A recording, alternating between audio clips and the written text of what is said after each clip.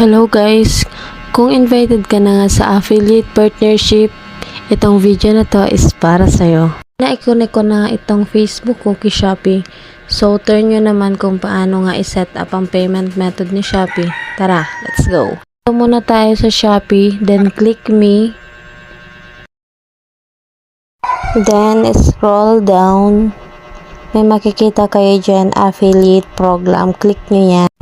Then, next, yan na ang lalabas.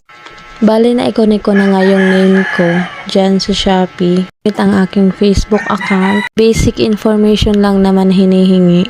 Dapat ang ilalagay nyo dyan na email is active. Kasi kailangan mong mag-send ng code dyan. Send sila ng code through email. Then, saka mo ilalagay kung ano yung send na email sa'yo. Then, kapag nailagay mo na nga yung code na galing sa email, is next naman is yung referral code. Yan, ilalagay ko na lang dyan yung referral code. Then, confirm nyo na siya. And next, successfully na siya submitted. Then, hintayin nyo na lang siya mag-open. Kusa siyang mag-open naman dyan. Then, pag okay na, pindutin mo naman yung account. Diyan ka na magsiset ng payment method mo.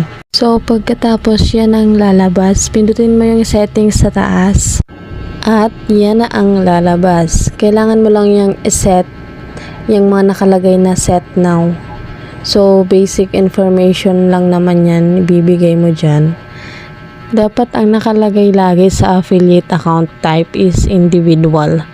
Then, sa promotion platform is nalagay ko na dyan yung name ko kanina, yung link ng Facebook ko. Then, punta tayo sa payment method.